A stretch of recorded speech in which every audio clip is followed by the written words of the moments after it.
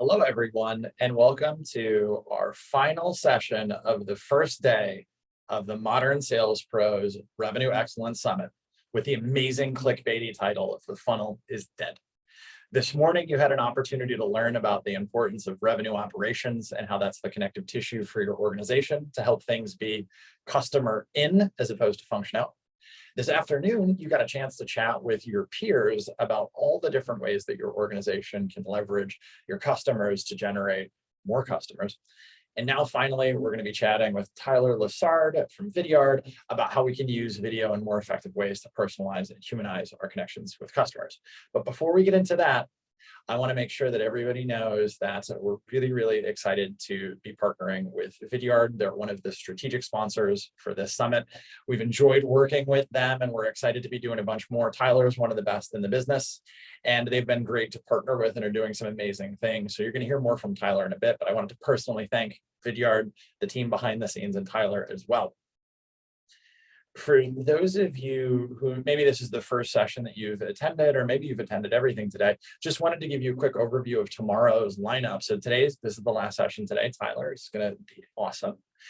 Tomorrow morning, we have a panel discussion about the evolving role of new business acquisition. So this is how AEs and CSMs and AMs, how their roles are evolving in a world where your customer has more information at their fingertips than ever before. Our afternoon will be best-selling author Todd Caponi. Todd's going to bring a bunch of amazing perspective on the role of transparency in creating a customer-centric organization. And then finally, Intro Hive's Adam Stewart is going to be taking us through some best practices on aligning on data.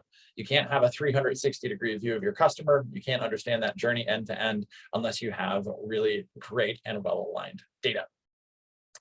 And before we jump into Tyler's presentation today, just a few housekeeping notes. Please do use the Q&A panel. That's going to help me tee Tyler up for questions that are great. And then in addition, you can upvote and downvote other folks' questions in there. But enough from me. I'm excited to hand it over to my main man, Tyler Lessard, who's going to introduce himself and then take us through some great content today. Tyler, great to have you back. Fantastic. Well, thank you so much, Richard, for such a kind introduction. It is truly a pleasure for Vidyard to be a part of the community. I'm a big believer in MSP, been a part of it for a while. So love that we have the opportunity to support. Also want to say I'm excited about tomorrow. It is very much a pleasure to be able to present alongside folks like Todd Caponi, who is an absolute boss, and Adam Stewart from Intro Hive, which I love what the Intro Hive team is doing. And those are can't miss sessions as well. So this is a great lineup. Really excited about what we have going on here. And in this session, as mentioned, use the chat, use the Q&A if you have questions as we go, because we are here to talk about using video in modern sales processes as ways to connect with new prospects, as ways to manage deal cycles, and ultimately close more business.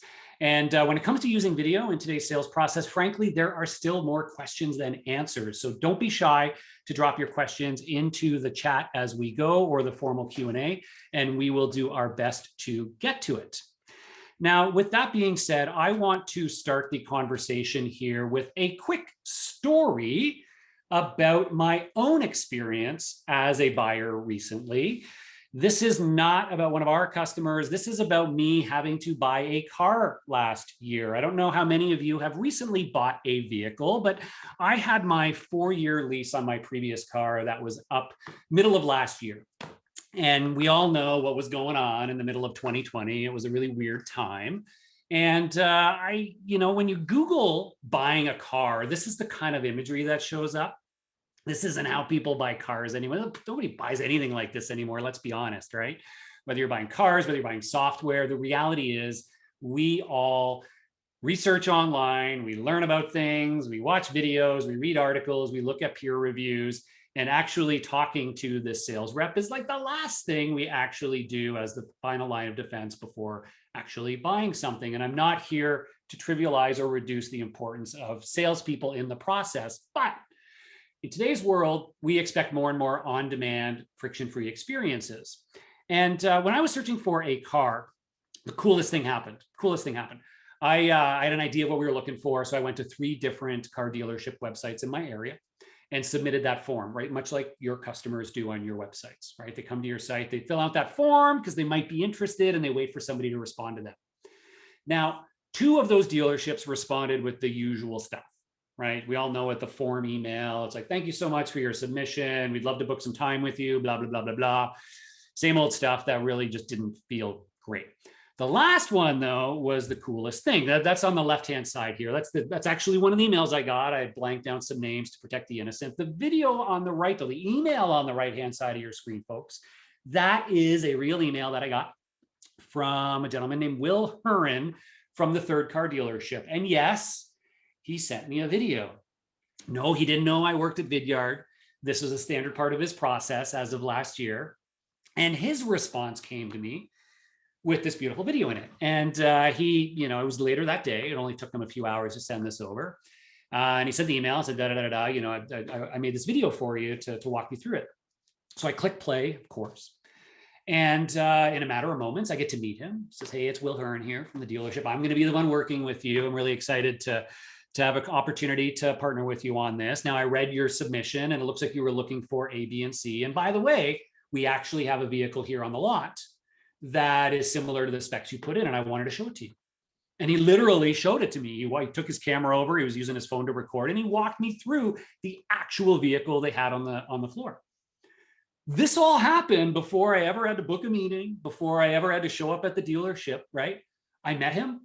I saw and learned about the product he had to offer. He answered most of the questions I would have had. He actually opened the trunk, showed me where the USB ports were for the kids, all those good things. Oh, and by the way, he got in front of my entire buying committee. Because what did I do? I called my wife and kids in, and I'm like, everybody come in, check this out. They all watched the video. And by the end of it, the kids are like, when are we getting it? Right? My wife's like, this Will guy seems pretty cool. And I'm like, yeah, let's do it. Right? That's the kind of experience you actually get here. So the reason I'm telling you this story is not because you all sell cars. I know you don't. You probably sell B2B software products or whatever it happens to be. This experience is what people now need or expect. This is the new experience. And if you're not doing these sorts of things, I think you're missing a big opportunity. And if Will Hurin, the car salesperson, can do it, so can your sales team. All right. So why is this so important right now? Well, we've all seen this data. I'm sorry if this is ad nauseum of all right, Tyler, I get the stats, I know it. But the interesting things that happened last year, on the left-hand side, McKinsey and Company did extensive research on the great virtualization that happened, uncovering the fact that we all know most B2B seller interactions move to remote or digital. But what it also verified on the right-hand side of that first chart is that's exactly what customers want. And that's what I just talked to you about, right? I went through this and I'm like, this is great.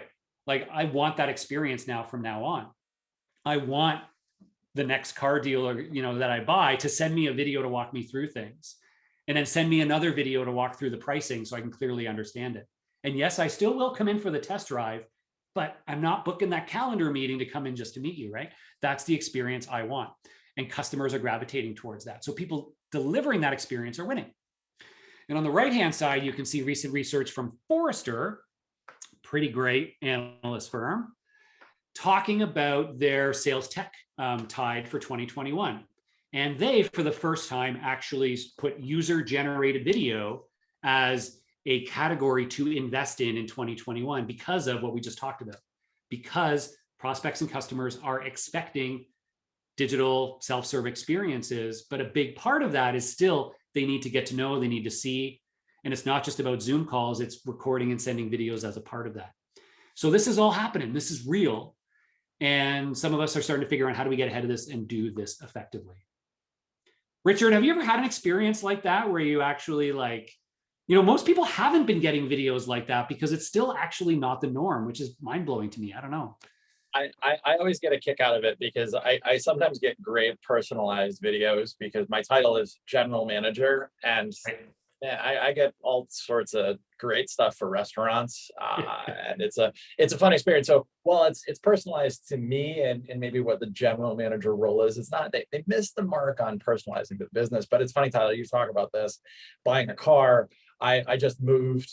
I bought a bunch of mattresses, and there's some sort of pecking order of comic tropes of salespeople, and there's used car salesperson, and then somewhere else there's mattress salesperson. And I remember the last time I bought a mattress, and I remember this time.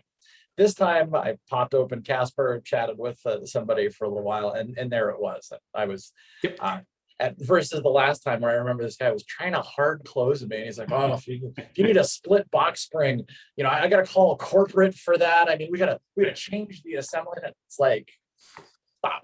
Like, so I've experienced the consumerization of the buying experience, but it's the same thing now for me as a B2B buyer. When I look at buying anything that's less than 20K, if it's you got to hop on a meeting for this, it's like, man, I just spent that much on mattresses. Why do I have to hop on a call to learn about your software? Like, no, like I want answers to these questions. So, and I apologize to anybody on the call who's tried to sell to me in the past. I know I'm a pain in the ass. Well, what you're saying, that's why we see on the bottom left, there are 2 breakout stars last year, video and live chat. They're just aligning with how people want to experience it. But the power for the sales team is that they're empowering tools, because they allow us to still put our personality out there, to interact with people in real time in some cases, to actually, again, show rather than just tell, and feel like instead of getting disintermediated from the sales process because people expect stuff on demand, it gives us a new channel as a way to engage with them if we embrace the right mindset. I did see a question here from David. Why were there USB ports in the trunk for the kids? So 3rd row, right? I got 4 kids. So the 3rd row seats, to get at those, you kind of open up the trunk and you can see where those 3rd row USB ports are. Really, really important for anybody with 4 kids. So he made the sale pretty much on that demo right there. All right, so let's plow through this and hop into a few use cases we are seeing in practice for video in sales today. And again, I want all of you to think about whether you're in RevOps, whether you're in sales. These are all ideas you can bring to your teams for new things to try. And they're actually no barrier to entry to do this kind of stuff. You can actually do it for free today. You can sign up for tools like Vidyard and start doing this. So I want to start with prospecting, and I'll kind of work my way through, because prospecting is an area where we see a lot of use of video today. And it's largely because, well, frankly, prospecting is really hard these days. Again, people are oversaturated with emails and phone calls, and we're just ignoring so much more than we used to. And it's hard to stand out. And the neat thing about using videos as part of prospecting is it not only allows you to introduce yourself, much like Will Hearn did to me. It not only allows you to show things a little bit more visually about how you can solve problems, but it also is a creative way to stand out and to visually show people, even from just the thumbnail image of the video, that you really did make this message just for them, that you put in the effort to actually deliver a custom message to them.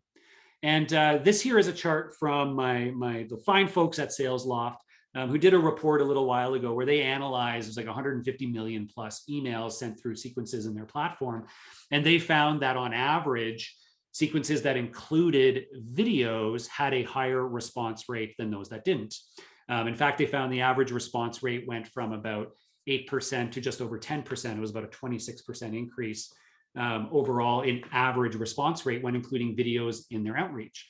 And again, it was largely, attributed to the fact that people were more likely to engage in the video. And as a result, were more likely, of course, to respond because they leaned into that message. So let's dive into some things that we're really seeing out there in practice and what's really working, because it sounds cool, but what are people really doing? So again, you can see here, it's actually really simple. The idea of recording a video with your webcam and or a screen share, dropping in an email and sending it off. And as I mentioned, the idea here is using video and prospecting to stand out, to get their attention in the first place, to create that personal connection through the message you deliver, and then to earn their trust and be more memorable than everybody else in their inbox. I often like to think of this of like, how can you as a sales rep become the most interesting person in their inbox? Like we should think at that level if we really want to be hyper successful. Like, how can I genuinely be that most interesting person in their inbox? The most memorable person in their inbox, in their social feed, whatever it happens to be. That's what sets really star sales reps apart. Videos like this can do it because most people aren't getting videos at work, frankly. And if they are, it's few and far between. So you can see here, that's Phil Boyce over at T-Mobile. He's a boss. He sends quick, short videos. He uses a little whiteboard to put the person's name on it so they know he made it just for them. And he just leans into his personality. He's the kind of guy that when you hear him talk, you're just like, I got to work with this guy. He knows what he's talking about. He's super friendly. He's in it for me. I can trust this person. That doesn't come through in the emails, right? It just doesn't.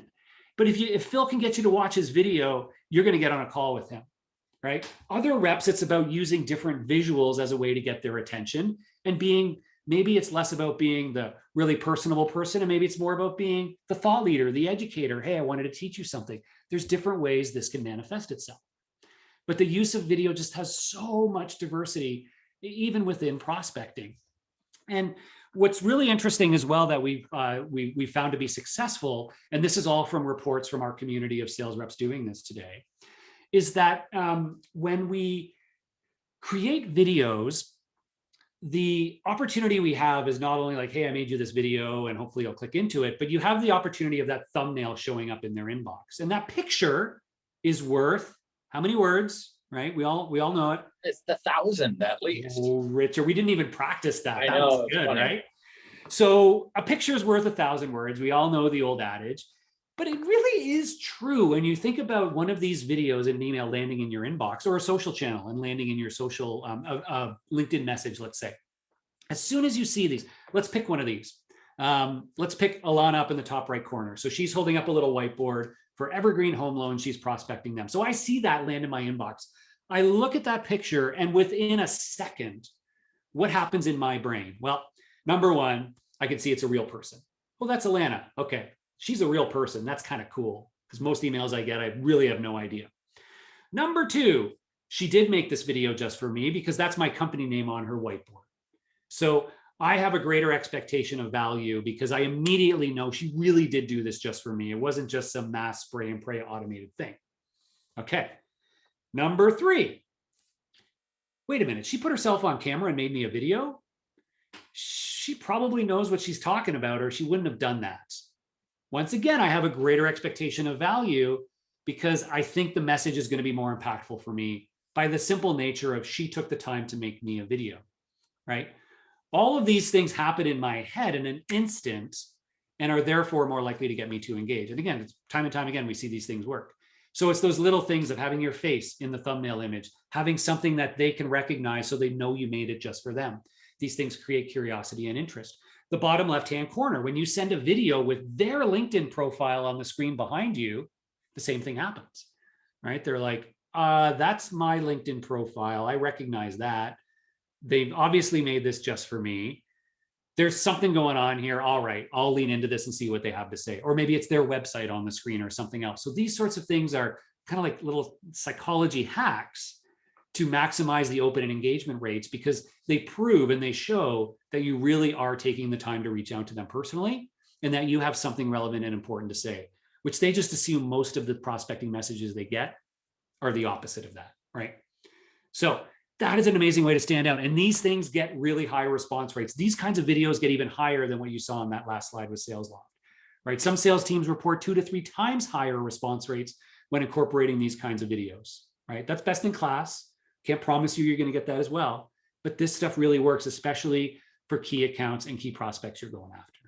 And I think one point on this, and Tyler started us out with a very consumer-centric story. I think oftentimes we have this disconnect between like it's the buyer or it's the prospect. Like, no, that's actually a human who does stuff other than wake up in the morning and want to buy your software.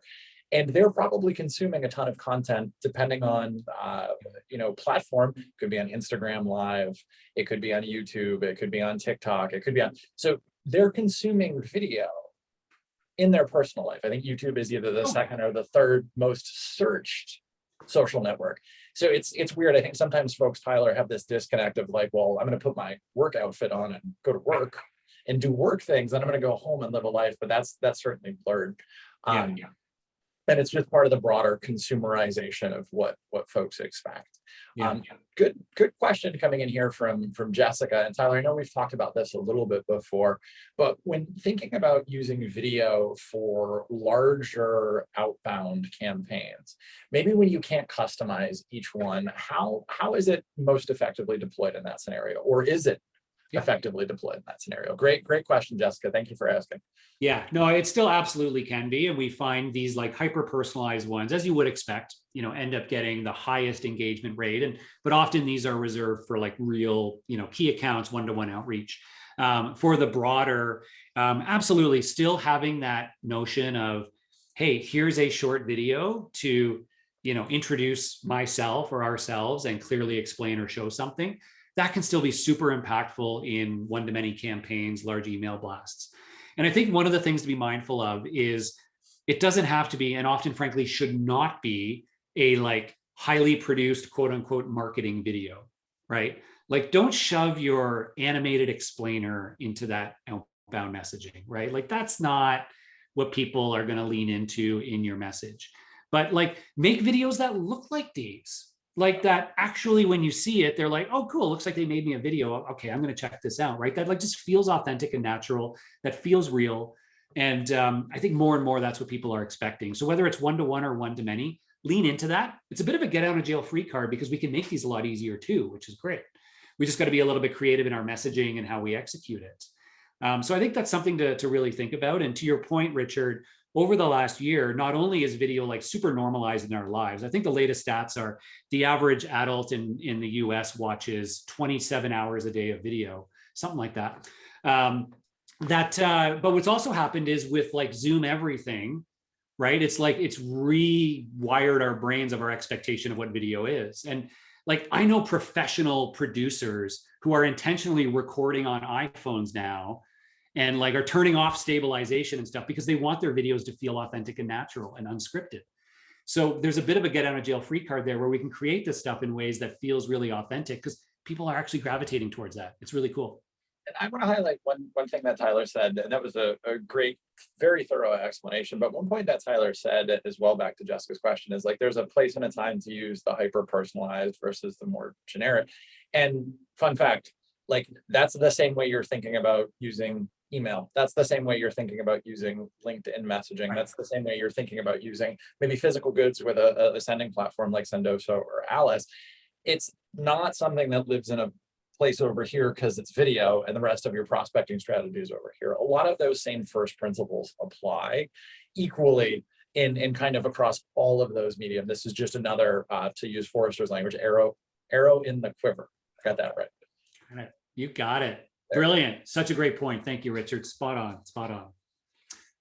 Okay, let me now pull up another slide to preempt a question that I often get. I'll skip by that one, which is, what kind of subject lines do you typically use when sending emails like this? Because if they don't open the email in the first place and you spent this time to make a video, you're like, oh, right? Like it was a wasted effort. So there's some things that we've learned, again, from across our community. And these are little tips. I know some of this may be too in the weeds for some of you, but take this afterwards, jot it down, share it with your team, because this stuff is really important if you want to actually boost your response rates and book more pipeline. From an email subject line, we've seen things like video for you, Richard, or Richard made you this video, right? Like that's it. That's the subject line. Don't like carry on with a bunch of other things. Create that curiosity, right? Make it almost irresistible for them to open, right? If you got an email at work, that said, whatever it is, let's pick on David, right? So David, if you got an email in your inbox where the subject line was David made you this video, right? Like you would probably be like, huh, okay, I should probably check that out, right? Like maybe not, but time and time again, we see our open rates. Now, once they've opened it, what do you do in your email copy around it? So we talked about the thumbnail image, right? Make something that you want to click into, but your email copy around it has one goal, to get them to click the play button. Because once they do, you got them, right? Now they're going to meet you, they're going to hear you, they're going to trust you. Your copy around the email is all designed to get them to click the play button, right to the point of the CTA after the video. This is one you see up on there on screen. I got to give a hat tip to my man, KD, Kevin Dorsey, such a boss. And I talked to him about all of this a couple of weeks ago. And he said to me, Tyler, our best performing emails with videos in them have a subject line like that. But after the thumbnail, we don't say, can I book 30 minutes of your time? Because people see that and they like immediately bounce, right? He says the call to action after the thumbnail in the video is something like this. Is the problem I showed in the video something you need to fix as well? Question mark. That's it. That's the call to action because it forces them to watch the video and you're like, oh crap, I got to figure out what this problem is now. You watch the video, you learn about this person, you get connected with them, and then it's easy for you to respond back and go, yeah, actually, that does kind of sound like a problem I might want to fix, right? So really interesting idea. So just a few tips there for things that you want to think about. I love to get super tactical with this stuff because these little things make all the difference in your execution. Some final tips for your team. I won't go through this in detail, but just be prepared, but don't be scripted. We talked about the thumbnail images, use screen recordings to your advantage. We all know the KISS acronym, keep it short, seller, 30 to 60 seconds ideally. You can maybe push to 90 seconds. After that, forget about it. It's about connection, not perfection. That's my tweetable of the day. Wow. Focus on just connecting with people. Trying to be perfect with your videos will absolutely kill your productivity and will make you hate doing videos. But if you focus on the connection aspect of it, like, hey, I'm here. I'm just trying to be authentic with you. I genuinely think I can help. That's the mindset to have. End it and send it. End it and send it. Words to live by. This is there's so many great like one-liners in here, Tyler. I don't know. This is great. I have a few questions just around some of this, Tyler, and I know we've chatted about some of this in the past, but one of the things I think sometimes organizations struggle with, and even on MSP, it's getting comfortable, kind of getting the video and shooting the video and creating a culture where people feel comfortable with it, and like we like to think we're kind of on the cutting edge of some of this stuff. Not everybody's that advanced. How do you get teams comfortable with it? Or once a team buys Vidyard, like how do they get kind of in the spirit of video, for lack of a better word? Yeah, it's interesting because compared to a couple of years ago, we've actually come miles ahead as an industry because the tools are really simple to use, which is great. But we've also now all figured out the webcam thing. And like, there's no excuse because we're all at least using video for video calls. So we're over that hurdle. Now the challenge for a lot of people is like, okay, me like talking to the camera for 30 to 60 seconds and delivering my message is different from being on a live call. Right. So how do I get confident, comfortable, and expert at doing that? There are some simple things. I mean, of course, practice, like a lot of it does come down to repeatability and practice. And, you're going to just get more and more comfortable and confident each time you do it. There's no question about that. Going back to my conversation with Kevin Dorsey, he said actually when he brings new reps on board, he has them send, 50 to 100 videos over their first few weeks. Many of those are internal though. They're not yet external to customers. They're a way to just start to get comfortable with hitting the record button, delivering your message, doing a screen share and figuring it out. And that repetition will build confidence and being more comfortable. The other thing that you want to be mindful of, a couple of things. One is using a screen share can be a really kind of easy way for people to start to lean into it. Because when you're just you on camera, you tend to feel a little bit more self-conscious and it's a little bit harder. But when you're like a little bubble in the corner and you're focusing on what's on the screen, it can actually be a little bit easier to deliver a message. So I encourage people to think about that, like start with screen shares and use that as a supporting character in your videos to make it a little bit easier for you to deliver your message. I think those things are really important. And the last thing is working as a team to figure out some ideas and some templates that you can use over and over again. Because not every video is going to be a brand new thing, right? What you're going to find is you're going to have like 3 or 4 scripts with visual accompaniment that you're going to use over and over again. And once you find those, they become second nature, right? You do them in your sleep, just like your cold call scripts, right? They're like you wake up in the middle of the night, saying them out loud and you freak out your spouse, right? But it's fine because once you're there, you become really comfortable doing it. And so find those few like quote unquote scripts and use cases and do them on repeat. Share them across the team, get everybody to do it. Things like that LinkedIn profile example, right? There's a simple script that goes along with that.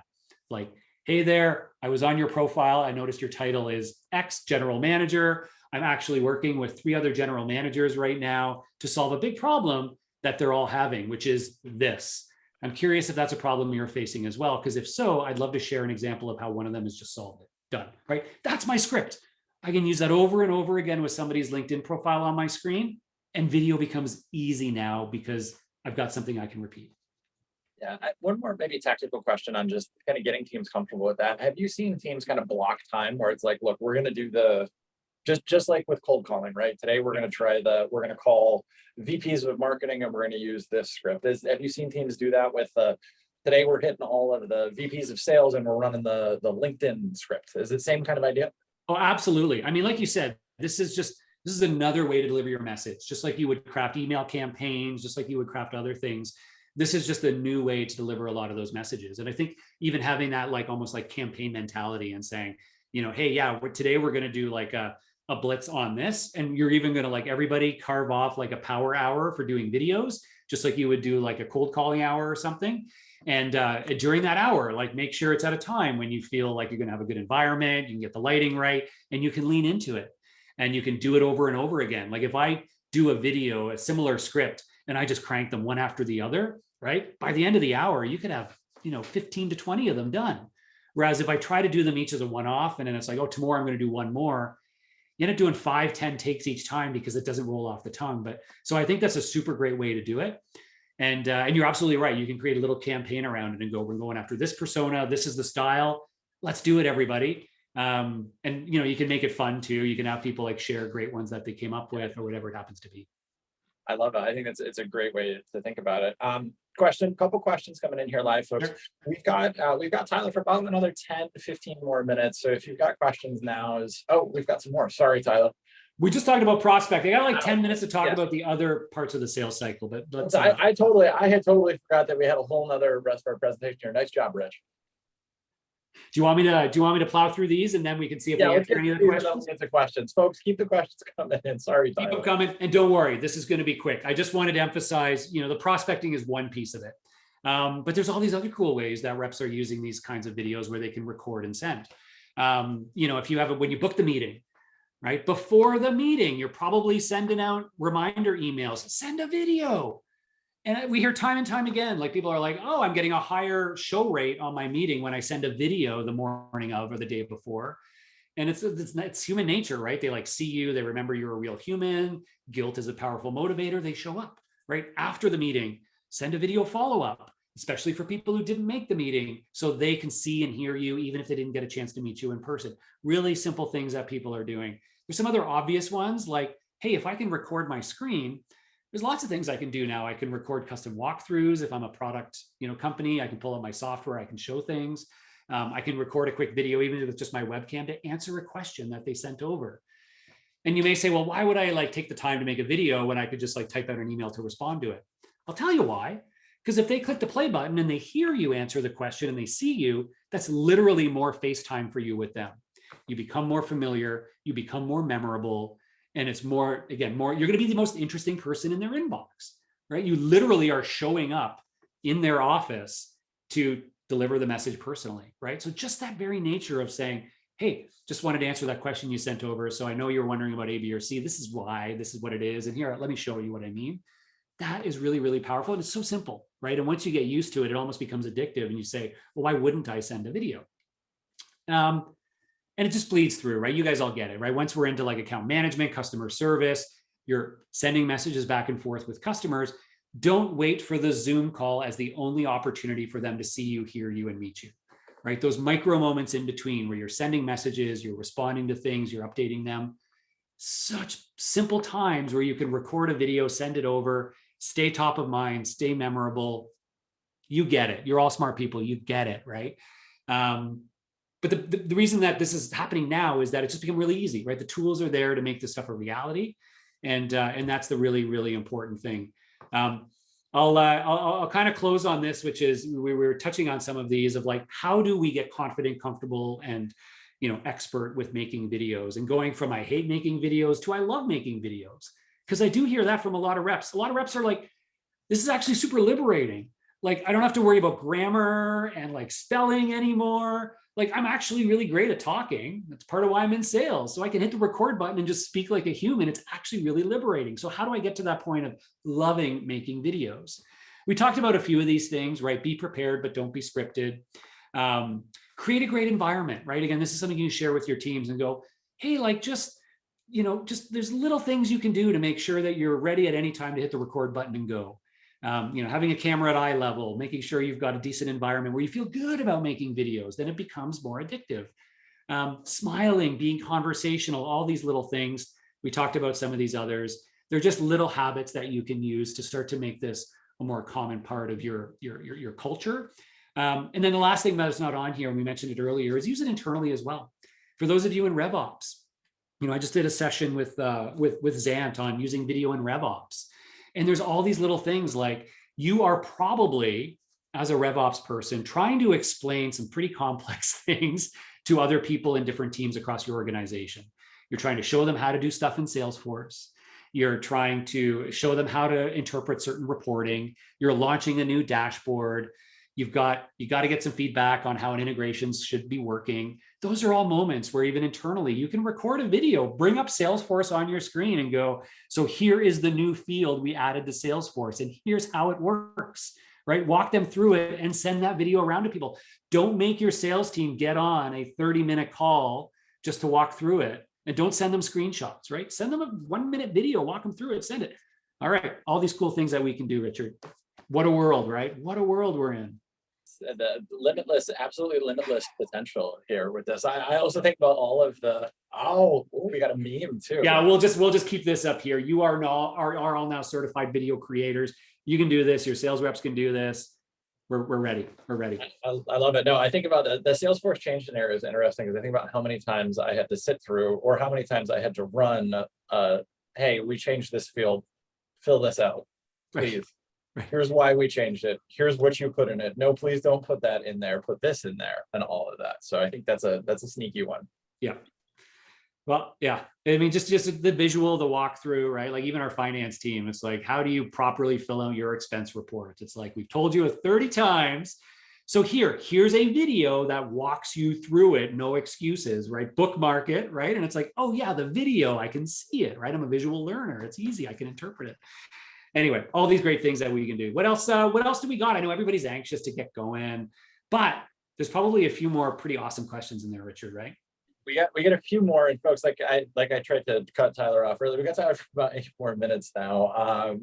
First question's coming in from Morgan around privacy and security initiatives that company has. Do you think that sort of increased maybe privacy context or security at companies starts to impact both the use of it, video messaging, and then also just generally like prospecting? Yeah. Great question, Morgan. And I'm gonna put that through the lens of sending videos to prospects or customers and more so their security policies. I think internally within business, we're all pretty comfortable with these sorts of things. There's some concern for some industries where there may be compliance risk issues. We actually have partnerships with companies like Theta Lake, who will actually analyze the videos being created by your reps. We'll look at them for potential compliance violations or things they're saying they shouldn't be. So there's some cool stuff like that happening on the back end. On the other side, though, when you send these videos, there is always that concern of like, is it going to get through the firewall? Is it going to get blocked? Is it going to impact my deliverability because there's a video, as the part of the email? And the answer to that is, when you use a tool like Vidyard, it is adding in the thumbnail image with a hyperlink. So when they click on it, it takes them to a page to watch the video. So it will be subject to the same rules as any other email that has an image and or a link in it. So from that perspective, is it more likely to get blocked than a just truly text-based email? In some cases, yes, depends on who you're prospecting or connecting with. But again, no different from sending something with other links or images in them. So be mindful of that for sure. We don't hear it that often, though, honestly. I think if you are prospecting into really large enterprise or certain businesses, it may be something to consider. The other thing we find there is that if you start your outreach with text-based emails to get through the firewall first and get an open, what a lot of people will do is say, oh, once I see my initial text-based emails getting opened, now you're kind of in the good books with the firewall. Now I'm going to send them a video to introduce myself and act on it. So you can mitigate that by starting with text-based emails and then sending a video once you see signs of life from your prospect there. Last tidbit there, Richard, is you can go around the firewall entirely by sending these videos via LinkedIn or other social channels. So if you've connected with somebody on LinkedIn, you can send them a video message, or you can send them a message. Vidyard actually has an integration with LinkedIn messaging where you can, right from in the message list, you can click on somebody, click the little Vidyard button, record a video, and send it through a LinkedIn message. Really simple, and that works as well. We've got all the bases covered here. I think the other part too, if you haven't read that sales loft study on where video fits in, it's not the peak. And I don't know, Tyler, if you can pop it up quickly, but it's not like on day one first message that you send it. So back to that data that we have from Sales Loft here, it's kind of first week is the right time, but it's not right there at the beginning. It's kind of, it looks like probably day 4 or 5. So that's another point to think about here, Morgan, as you think about kind of getting through there. Yeah, spot on. Question, and you started to touch on this a little bit, but question from Mark. Mark is selling to larger companies. Economic buyer is going to be the SVP or the C-level. Any experience using video with that type of prospect? What works, what doesn't? What have you seen at kind of the big enterprise, more senior executive level? Yeah, it's a great question. And it often gets asked, yeah, particularly if you were like reaching out to executives or C-levels. You'll probably think, well, like they're the last people who are going to take the time to watch a video, and they may see it as like a novelty trick and it's not going to work with them. That said, I've certainly see a lot of evidence that it does work with executives in addition to other levels of people you're reaching out to. But the key is, like any messaging, to adapt the message, the style, the way you present it to your audience. So if you're reaching out to a C-level exec, you should already know as part of the persona is, well, number one, like time is a huge resource issue for them, priority, all those kinds of things. So the way I would use video with them is think about how can I make them a short video that is intended to save them time, not to take their time. So for example, hey there, Richard, as the GM, I know you are swamped. So I just wanted to send you a 30-second video to help you quickly make a decision on who would be the best person for me to talk to. If you can check out the video, I'll show you what I'm talking about. Would love your direction on if your VP of marketing is the right person to connect, whatever it is, right? So there are ways to think about the messaging for it that are kind of better aligned to their expectation. The other thing you can do is like, you can have a little bit of fun with, not like super crazy fun, but be a little light about it in that you're trying to genuinely like reach out as a real person that you want to help them. So for example, when I'm reaching out to a C-level, I might message it a little bit more as, again, hey, Richard, you probably get a ton of these that you ignore. And so I wanted to just kind of introduce myself a little bit more personally, really quickly here. And again, like really help you understand the reason I'm reaching out is this. And like, you can just play off a little bit like, I know you're busy. I know you ignore a lot of these. And I just wanted to show you that I'm genuinely trying to do business with you. Like I genuinely think I can help. So I want to take the time to make you this video because you're worth it, right? So there's different ways. You just got to get in that mindset of like, how do I adapt my message to that audience and try some different things. Awesome. That's great perspective on that. And then this will probably be our last question from Susie here in the Q&A panel. Where's this going? What's the future look like for video and some of the investments and things that you're excited about here? Yeah, that's a big question. So some of the things that I'm seeing, first of all, what's happened over the last couple of years, the big innovation here is frankly that it's become really easy and integrated. Like that's kind of been the big things that we've seen. Maybe that's an opportunity for me to skip ahead to the one slide I didn't, which is my Vidyard. What a wonderful tool. But the biggest thing here, just sort of as an industry trend and part of kind of the part we've been playing as well, is that we've been focused on making it easy so that it is just like it's just simple, it's integrated right inside of Gmail or Outlook. You can click the button, record a video and send it.